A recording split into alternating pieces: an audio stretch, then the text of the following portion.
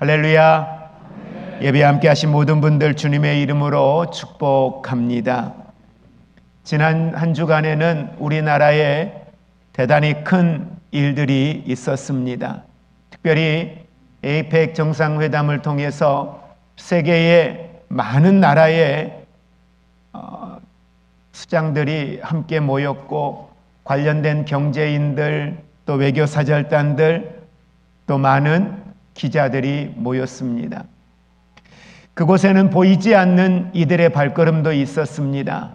국내, 해외, 나라를 넘어서 복음을 전하기 위하여 다양한 방법으로 한국에 들어와서 기도하는 중보기도의 사역자로, 복음을 전하는 복음의 전도자로, 문화사절단으로 함께 참여하면서 곳곳에서 많은 이들에게 그리스도의 선한 영향력을 드러내며 복음을 전하는 많은 이들의 손길도 있었습니다. 기도하며 하나님 앞에 구하였던 것은, 하나님, 그들이 어떤 형태의 모습으로 예수 그리스도의 복음을 받아들일지라도 그 복음이 그들의 마음판에 새겨지게 하시고, 그 새겨진 복음의 말씀이 그들이 돌아가 각 나라에서 정치, 경제, 외교, 또 나라 안에 수많은 문화의 사역들을 위하여 움직일 때마다 그리스도의 복음이 그들에게 선한 영향력으로 드러나는 열매들이 맺혀지기를 위해서 기도해 왔습니다. 그리고 대한민국의 위상은 어느 때보다 세계 많은 나라가 K 문화에 대하여, 또 우리가 K라고 하는 브랜드를 앞세워 이미 세계의 여러 나라에 나타내고 있던 K푸드라든지 다양한 모습으로 한국의 위상은 세계 나라 사람들에게 인기를 끌고 그들에게 호감을 얻을 만한 매우 중요한 또 기회가 되어진 것 같습니다. 바라기는 이러한 대한민국의 K브랜드가 세계에 복음을 전하고 있는 수많은 선교사님들, 또 앞으로 복음을 전하기 위하여 준비하고 있는 많은 문화사절단이나 선교사님들을 통해서 그들이 세계 각처에 나가 복음을 전할 때에 이것이 또 다른 좋은 한국의 브랜드가 은사가 되어서 그리스도의 복음을 세계 열방 가운데 심는 데 있어서 좋은 기회가 되어지는 하나님의 은혜가 있기를 간절히 원합니다. 그러면서 우리는 마음 한켠에 우리가 가지고 있는 우리의 신앙은 어떤가? 나의 신앙의 모습은 어떤가? 내가 나를 보는 나의 신앙, 아니 하나님이 나를 바라보시는 나의 신앙은 어떤가? 무뎌질 대로 무뎌져서 자신들의 신앙에 대하여, 자신들이 가지고 있는 제도적인, 정치적인 그들의 모습에 대하여 자신들을 바르게 보지 못하고 있던 시대에 한 사람의 믿음의 사람, 그와 함께 마음을 같이 했던 좋은 경건한 믿음의 사람들이 깨어서 약 500여 년 전에 종교개혁이라고 하는 놀라운 일을 단행했습니다. 종교개혁의 중심은 하나였습니다. 여호와께로 돌아가는 것이었습니다. 그리고 그 모든 중심은 이제까지의 관행이 아니라, 율법이 아니라, 제도가 아니라, 정치가 아니라 하나님의 말씀이라고 외치는 이들의 소리였습니다. 그들의 외침은 매우 구체적이었습니다. 그리고 그것은 한 사람의 소리로 끝나지 않고, 몇몇 사람들의 소리로 끝나지 않고, 그것이 그 나라를, 그리고 주변의 유럽의 국가를, 세계를 다시 하나님의 복음 앞에 세우기에 부족함이 없었습니다.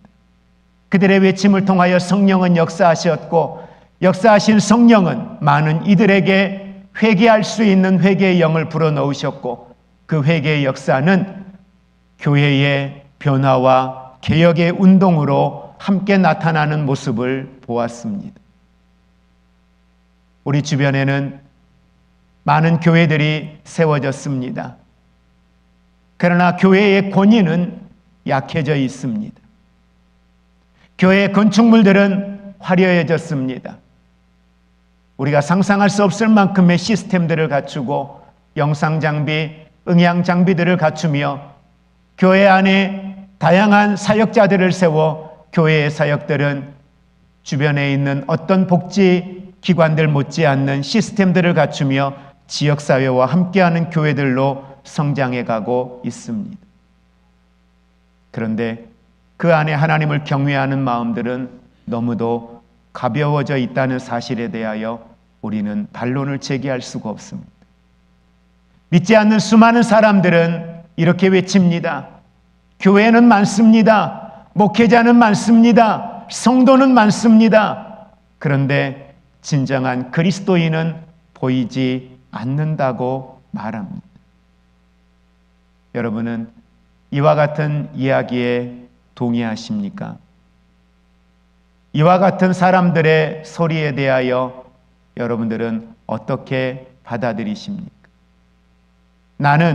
우리는 과연 지금 어디에 있는지, 우리의 신앙의 모습은 어떠한지 이 시간 주신 말씀들을 통해 다시 한번 나의 신앙을 점검할 수 있고, 혹여나 나의 신앙의 모습이 종교개혁 당시에 개혁의 운동이 필요했던 당시에 이들의 모습과 같이 오늘 교회는 많지만 참된 그리스도인이 없다 하는 이들의 소리와 같이 우리가 이러한 메시지에 동의한다면 오늘 본문에 기록된 여호사밧의 종교개혁의 운동이 오늘 저와 여러분의 삶을 통하여 나타나는 개혁의 역사가 오늘 예배를 통하여 우리에게 이루어지는 은혜가 있기를 주의 이름으로 축복을 드립니다. 남유다의 네 번째 왕이었던 여호사밧, 오늘 본문 속에 등장하고 있습니다. 그는 누구보다 다윗의 계통의 신앙을 이어서 나라를 하나님의 말씀 앞에 세우기 위하여서 누구보다 경건한 자의 모습으로 하나님의 말씀을 붙들고 개혁운동을 일으켰던 사람이었습니다. 그런데 시간이 얼마 지나지 않아 그도 또 다른 이전의 왕들과 별 다르지 않는 모습으로 하나님을 떠난 왕의 모습으로 하나님의 말씀보다는 자신의 권력을 유지하기 위한 모습으로 변질되어져 가는 모습이 성경에 기록됩니다. 그의 변질된 모습은 당시의 북이스라엘의 왕이었던 아합 왕과 동맹을 맺고 자신의 나라를 지키기 위하여 동맹을 맺어 이방 나라와 전쟁을 일으키는 모습을 우리는 역대하 18장을 통하여 구체적으로 볼 수 있습니다. 이와 같은 여호사밧의 연약한 모습 가운데에도 하나님은 포기하지 않으셨습니다. 멈추지 않으셨습니다. 좋은 믿음의 사람들을 보내어서 여호사밧에게 끊임없이 하나님의 마음을 전하고 있는 모습을 보게 됩니다. 미가의 말씀을 통해서 그에게 하나님의 마음이 전달되어졌을 때 그는 받아들이지 않았습니다. 들으려고 하지도 않았습니다. 그런데 하나님은 멈추지 않으시더라고요. 멈추지 아니하시고 끊임없이 사람을 보내어 그의 마음에 여호와의 말씀을 전합니다. 우리 19장 2절의 말씀을 같이 합독하겠습니다. 2절입니다. 하나니의 아들 선견자 예후가 나아가서 여호사밧 왕을 맞아 이르되 왕이 악한 자를 돕고 여호와를 미워하는 자들을 사랑하는 것이 옳으니까 그러므로 여호와께로부터 진노하심이 왕에게 임하리이다. 아멘.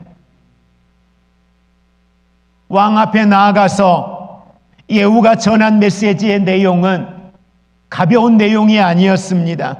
그가 전한 내용은 매우 강한 내용이었고 어찌 보면 그의 생명에도 위협을 느낄 수 있는 대단히 왕에게 전달하기에는 결코 적절하지 않는 메시지의 내용이었습니다. 악한 자를 돕고 여호와를 미워하는 자들을 사랑하는 것이 옳으니까? 아합 왕과 연합하는 것이 옳은 일입니까? 그들과 연합하여 전쟁에 나아가기로 선택한 것이 옳은 일입니까? 하나님이 미워하는 자들과 함께하는 것, 당신의 선택은 옳지 않습니다. 하나님이 기뻐하지 않는 선택이었습니다. 라고 이야기하고 있습니다. 미가야의 경고를 무시하고 전쟁터에서 죽을 뻔했던 여호사밧이었기에 오늘 예후가 말하고 있는 이 메시지에 대하여서는 그냥 넘길 수가 없었습니다. 그리고 성경은 기록합니다. 4절의 말씀입니다. 여호사밧이 예루살렘에 살더니. 문맥상의 내용으로만 보면 여호사밧이 예루살렘에 살고 있었구나라고 우리는 생각할 수 있습니다. 그런데 여기에는 좀 더 깊은 영적인 의미들이 함께 포함이 되어져 있습니다.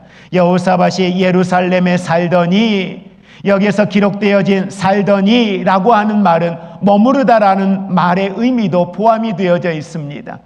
이 말을 전후 문맥과 연결시켜서 다시 한번 말씀을 정리해 보면 이런 말씀입니다. 그가 지금까지 살아왔던 삶의 여정에서 자신이 하나님을 떠나 있었다라고 하는 거예요.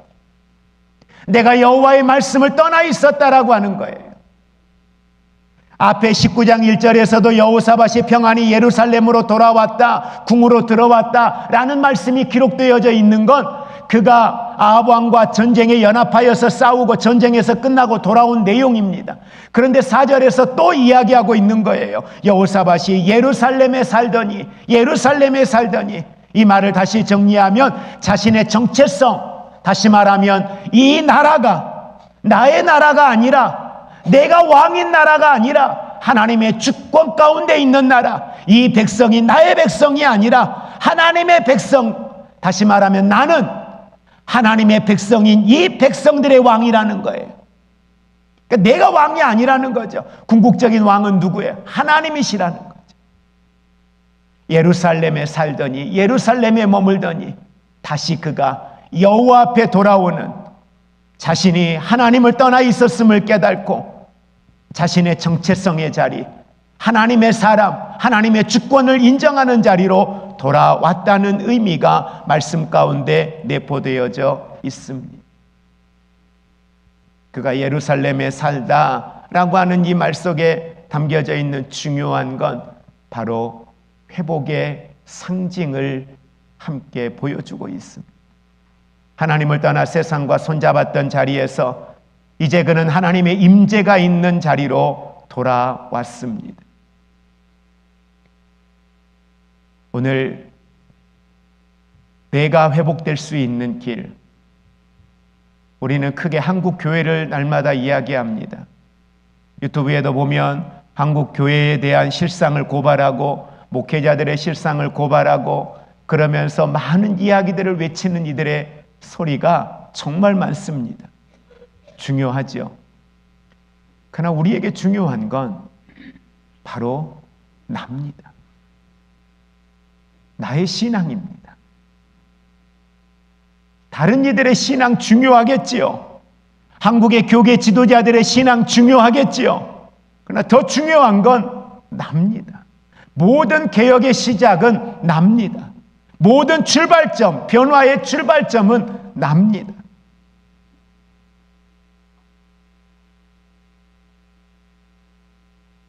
진정한 회복의 길, 그것은 정치적인 영향력이 아닙니다. 사회적인 영향력이 아닙니다. 교계 지도자가 내가 대통령에게 말 한마디 하면, 내가 국회의원에게 말 한마디 하면, 내가 도지사 만나서 도지사에게 말 한마디 하면 그게 뭐 그리 중요합니까?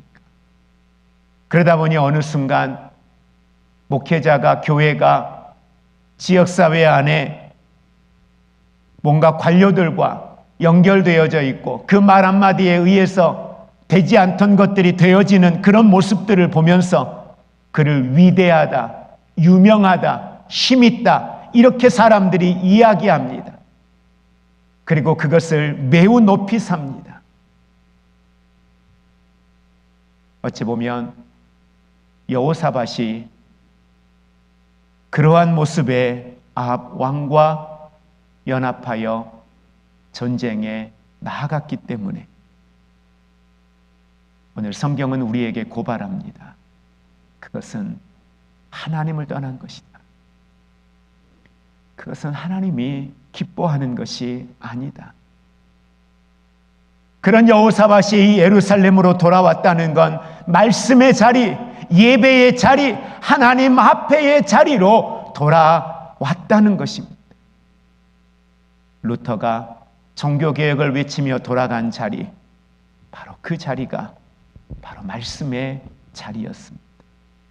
성직자의 권력에서 벗어나 성경으로 돌아갔다는 것입니다. 그래서 그는 외칩니다. 성경이 그렇다 하면 나는 그대로 믿는다. 나는 여기 서 있다. 나는 달리 할 수 없다. 우리의 신앙은 어디에 서 있습니까? 말씀에 서 있기를 원합니다. 세상의 기준에 서 있지 않기를 원합니다. 사람들의 시선 위에 서 있지 않기를 원합니다. 하나님의 말씀을 붙들고 말씀 위에 서 있는 하나님의 사람들 되시기를 주의 이름으로 축복을 드립니다. 그리고 여호사밧은 오늘 4절에 그가 어떠한 모습으로 하나님 앞에 백성들 앞에 나아가는지 성경은 구체적으로 기록합니다. 우리 4절 다시 한번 합독합니다. 여호사밧이 예루살렘에 살더니 다시 나아가서 브에셀바에서부터 에브라임 산지까지 민간에 두루다니며 그들의 조상들의 하나님 여호와께로 돌아오게 하고. 아멘. 오늘 성경 말씀해 보니까 여호사밧이 행한 일 가운데에 브에셀바에서부터 에브라임 산지까지, 브에셀바라고 하는 건 남쪽 유다 땅의 남쪽 경계선입니다. 그리고 오늘 기록되어져 있는 에브라임 산지는 북이스라엘과 남유다의 경계선입니다. 뭘 말합니까? 유다 땅 전체를 돌아다니면서, 곳곳을 돌아다니면서 그가 다니면서 외친 거예요. 뭐라고 외쳤습니까? 하나님 여호와께로 돌아오라. 예배의 자리로 돌아오라. 회개하고 여호와께 돌아오라는 거예요. 그래서 여기에서 사용되어진 돌아오다라고 하는 말은 회개하다라는 뜻입니다.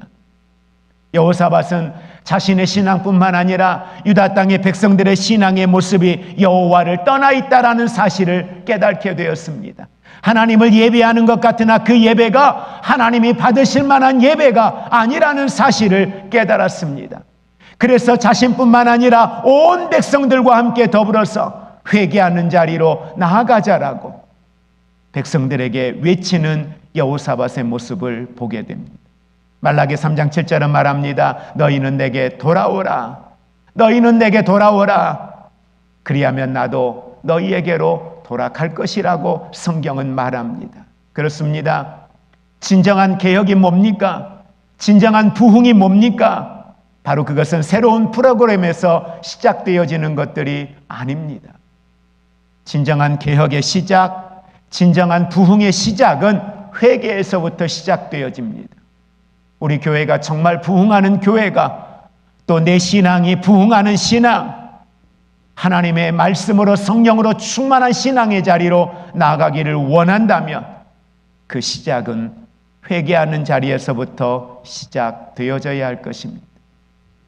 많은 사람들은 부흥과 변화를 위하여, 개혁을 위하여 리모델링을 합니다.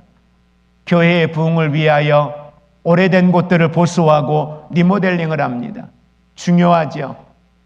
그러나 진정한 개혁은 건물의 리모델링이 아니라 우리의 영혼의 리모델링이 필요한 줄 믿으시기 바랍니다. 오늘의 문제는 어느 순간 우리 안에 죄의식이 사라진 신앙입니다. 죄를 죄로 깨닫지 못합니다. 내가 행하고 있는 것이 얼마나 악한 것인지에 대하여 깨닫지 못하고 살아가는 이들이 있다는 것입니다.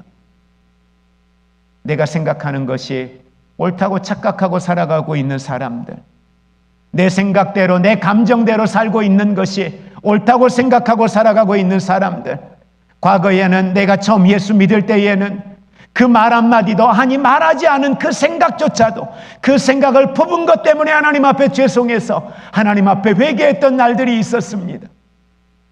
그런데 어느 순간부터는 하나님의 일인데 내 감정으로 말하고 있는 내 모습을 보면서도 그것에 대하여 죄의식조차도 느끼지 못하는 우리의 모습을 봅니다. 타협하는 것들이 습관이 되어져 있고 세상의 방법이 교회의 방법이 되어져 있는 오늘의 모습을 보게 됩니다. 그런 우리에게 성경은 말합니다. 돌아오라. 돌아올 때 어떻게 돌아오라고요? 내 마음을 찢고 돌아오라고 말합니다. 오늘 여호사밧처럼 우리도 다시 한번 하나님 앞에 회개의 자리에 우리의 참된 개혁과 부흥의 운동이 회개를 통하여 시작되어지는 은혜가 있기를 주의 이름으로 축복을 드립니다. 가정에서, 교회에서, 직장 속에서 함께 살아가는 이웃과 지역사회 안에서 하나님께로 참된 회복의 운동, 그것이 나로부터 하나님 앞에 설 수 있는 아름다운 신앙의 결단이 있기를 원합니다. 그래서 때로는 침묵이 필요할 때가 있습니다. 그래서 때로는 사람이 아닌 하나님만을 바라보고 하나님 앞에 외롭게 서야 할 시간들도 우리에게는 필요한 것 같습니다. 그리고 여호사밧은 나라의 만연해 있는 부정부패에 대하여 바로잡기를 원했습니다. 참된 개혁은 구체적인 삶을 통하여 나타나야 됨을 여호사밧은 외칩니다. 6절의 말씀입니다. 같이 합독합니다. 재판관들에게 이르되 너희가 재판하는 것이 사람을 위하여 할 것인지 여호와를 위하여 할 것인지를 잘 살피라. 너희가 재판할 때에 여호와께서 너희와 함께 하심이니라. 아멘. 여호사밧은 개혁의 중심에 공의를 내세웁니다. 그 공의의 기준은 누굽니까? 여호와입니다. 하나님 앞에 옳게 행하라는 거예요. 하나님 앞에 옳게 행하라고 말합니다. 그는 신앙을 제도 속으로 가지고 와 구체적으로 변화를 이끌어냅니다. 오늘 저와 여러분이 듣고 묵상하는 하나님의 말씀을 여러분의 삶으로 구체적으로 가지고 들어갈 수 있기를 원합니다. 그 말씀이 여러분의 삶에 구체적으로 나타나는, 변화되어지는 놀라운 하나님의 은혜가 있기를 원합니다. 이와 같은 여호사밧의 개혁은 행정개혁이 아니었습니다. 여호사밧의 개혁은 신앙의 개혁이었습니다. 다시 말하면 그리스도인들에게, 믿음의 사람들에게 외치는 거예요. 너희가 주어진 삶의 현장 가운데 너희는 그리스도인으로 살라는 거예요. 너희는 하나님 앞에서의 삶을 살라는 거예요. 하나님과 함께하는 자의 삶을 살라는 거예요. 그리스도인의 삶을 살라는 거예요. 어디에서요? 가정 안에서요. 어디에서요? 직장 속에서요. 이웃과의 관계 속에서요. 내 삶의 모든 공간 속에서 너가 놓여 있는 그 위치에 너의 직분으로 사는 게 아니라, 회사 안에서 사회적인 신분으로 사는 게 아니라, 그 신분보다, 그 사회적인 위치보다, 그 직함보다 너는 그리스도인으로 살라는 거예요. 하나님의 사람으로 살라는 거예요. 모든 판단과 행동의 기준이 사람이 아니라, 제도가 아니라 그 제도 위에 여호와의 말씀, 여호와의 말씀을 가지고 서라고 이야기하고 있습니다. 우리는 이 신앙을 코남데오의 신앙이라고 말합니다. 코남데오는 하나님 앞에서의 신앙입니다. 그렇습니다. 교회 안에서만 드러나는 신앙이 아니라 여러분이 속한 곳에 그리스도인의 모습이 드러나는 신앙의 사람이 되기를 주의 이름으로 축복을 드립니다. 개인적으로는 어찌 보면 목사로서의 위치에 있지만 또 지금 사역하고 있는 사역의 현장의 협회 안에 리더로서의 역할 가운데 저에게는 어느 때보다 가장 중요한 위치에 놓여 있습니다. 이 말씀을 준비하면서 그 며칠 동안 제 입술에서 나왔던, 아니 제 생각 속에서 끊임없이 맴돌았던 모습들, 그 모습이 너무도 부끄러웠어요. 내가 뭐 하고 있나?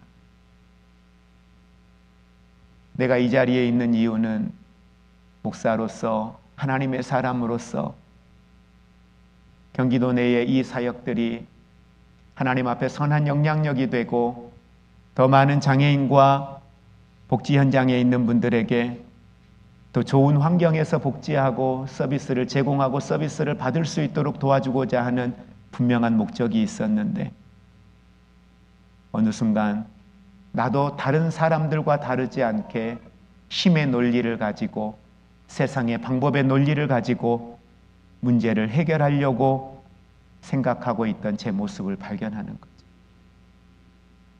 경기도가 해서는 안 될 어마어마한 사고를 치고 그 일에 대하여 우리는 수습을 해야 되는 상황 가운데, 자칫 잘못하면 160개가 넘는 장애인 시설, 그 안에 있는 사회복지 1200명 다 되는 이 종사자들, 그 안에 서비스를 받고 있는 발달장애인 약 3500명의 이 장애인들, 대단히 큰 위기 앞에 서 있는 이 상황에서 하나님, 이 말씀을 준비하면서 다시 한번 하나님 앞에 묻는 거예요. 하나님, 나는 목사인데요, 이 상황에 나는 그럼 어떻게 해야 됩니까? 이 문제 앞에 나는 어떻게 대처하고 반응을 해야 됩니까? 근데 말씀이 해답을 줘요.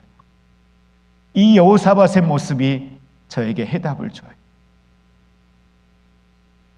그 자리로 그리스도인으로서의 너는 그리스도인으로서의 말씀을 가지고 그 속으로 들어가야 된다는 거죠.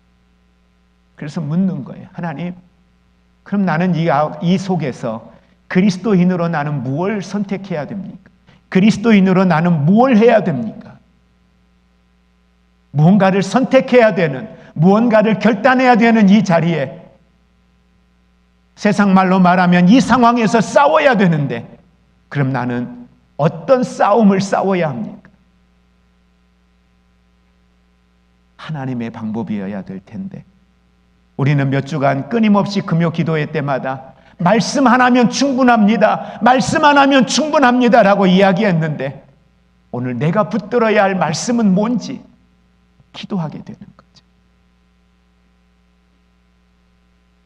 우리의 가장 큰 문제는 하나님 앞에 있는 그 의식이 사라진 데 있다는 사실을 우리는 기억하기 원합니다. 사람의 눈을 의식하지만 하나님의 눈은 두려워하지 않는 우리의 모습들, 그러나 성경은 분명히 말씀하죠. 무엇을 하든지 마음을 다하여 주께 하듯 하라고, 사람에게 하듯 하지 말라고. 골로새서 3장 23절은 우리에게 분명하게 말씀합니다. 하나님께서는, 하나님이 보시는 것은 외형적인 어떤 모습이 아닙니다. 그 중심을 보십니다.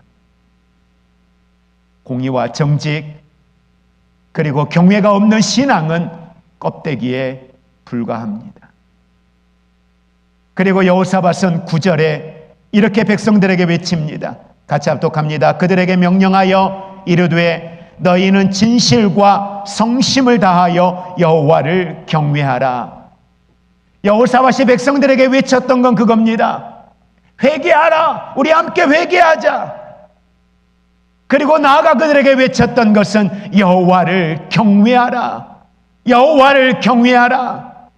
그렇습니다. 변화의 중심은, 개혁의 중심은, 새로운 시작점의 출발은 회개와 더불어서 여호와를 경외하는 것입니다. 경외하는 것이 무엇입니까? 하나님을 인정하는 것입니다. 그분의 거룩하심 앞에 무릎을 꿇고 그분을 내 삶의 주권자로 인정하는 것입니다. 그분이 나의 아버지이신 것 맞습니다. 아버지이신 하나님이지만 동시에 나를 위하여 당신의 모든 것을 아낌없이 내어주신 분입니다. 그러기에 우리에게는 존경이 있습니다. 우리의 순종은 복종이 아니라 그 존경에 대한 화답으로 순종하는 신앙의 자리로 나아갈 수 있는 것입니다. 개혁의 핵심은 제도나 조직이 아니라 하나님을 경외하는 마음. 오늘 우리 안에 하나님을 경외하는 이 신앙이 회복되기를 주의 이름으로 축복을 드립니다. 시스템이 바뀌는 것, 뭔가 행정체계들이 바뀌어져 나가는 것, 조직을 변화시키는 것 중요하겠지요. 필요할 수 있겠지요. 그러나 진정한 개혁의 시작은 누가요? 목사인 제가요. 여러분이요. 하나님을 경외하는 자리로 나아가는 우리 모두가 되기를 주의 이름으로 축복을 드립니다. 예배가 많습니다. 찬양은 요란합니다. 어느 때와 비교할 수 없을 만큼 교회 안에 무서울 만큼 AI가 또 세상의 수많은 시스템들이 교회 안에 들어와 있습니다. 그런데 무서운 것은 그만큼 하나님을 경외하는 것이 강하여지면 좋겠는데 하나님을 경외하는 신앙은 갈수록 희미해진다는 것입니다. 하나님을 대하는 것이 너무 가벼워졌습니다. 오늘 우리 안에 하나님을 경외하는 신앙의 회복이 우리 안에 회복되기를 주의 이름으로 축복을 드립니다. 그럴 때 우리는 그곳에서 다시 하나님의 영광을 보게 될 줄로 믿습니다. 말씀을 정리합니다. 종교개혁은 한 시대의 사건이 아니라 매 세대가 감당해야 될 우리의 소명입니다. 루터 때의 종교개혁이 일회성 있는 종교개혁으로 끝나는 건 의미가 없습니다. 그로 시작하여 오늘 우리의 삶은 날마다 여호와께로 돌아가는 회개와 여호와를 경외하는 신앙의 자리, 참된 그리스도인의 자리로 돌아가는 아름다운 신앙의 결단들이 우리에게 있기를 원합니다. 우리가 돌아가야 할 자리, 말씀입니다. 우리가 돌아가야 할 자리, 예배자의 자리입니다. 우리가 돌아가야 할 자리, 하나님을 경외하는 자리입니다. 우리는 가끔 목사님 뭐 그리 교회 와서 내가 교회고 내가 하나님의 성전인데 내 상황과 환경이 그래서 예배를 드리러 갈 수 없어서 내가 이곳에서 예배 드리는 게 뭐 그리 문제입니까? 꼭 교회를 가야만이, 예배당에 가야만이 예배입니까? 라고 이야기할 수 있습니다. 맞습니다. 그러나 반은 맞고 반은 틀린 것 같습니다. 예배는 나를 위한 게 아닙니다. 내 편의를 쫓아 드리는 게 예배가 아닙니다. 예배는 하나님을 경외하는 겁니다.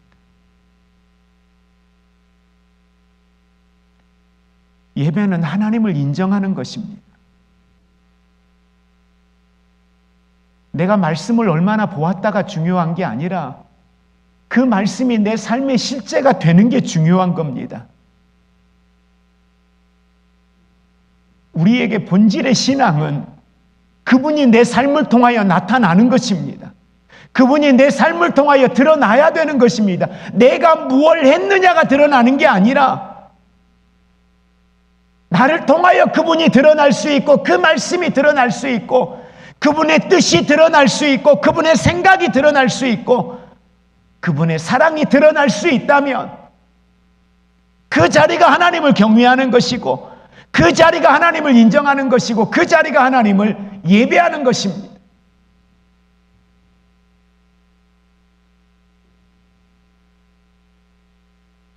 참된 말씀의 회복과 회개의 회복이 하나님을 경외하는 참된 신앙의 회복이 오늘 우리 안에 있기를 원합니다. 그런 개혁과 변화를 통하여 여호사밧 때 다시 나라가 하나님 앞에 아름답게 세워질 수 있었던 것처럼 우리의 변화의 시작, 회복의 시작, 개혁의 시작이 여러분의 가정을 살리고 여러분의 목장을 살리고 여러분이 속한 기관을 살리고 여러분이 속한 이웃과 여러분이 함께하는 공동체들을 살리는 그 시작점, 먼저는 여호사밧이 예루살렘에 머무르렀던 것처럼 우리가 여호와를 향하여, 목사인 제가 여호와를 향하여 하나님 앞에 고난되어의 신앙의 자리에서 회개와 여호와를 경외하는 자리로 나아감으로 참된 변화의 시작이, 회복의 시작이, 부흥의 시작이 이루어지기를 주의 이름으로 축복을 드립니다. 기도하겠습니다.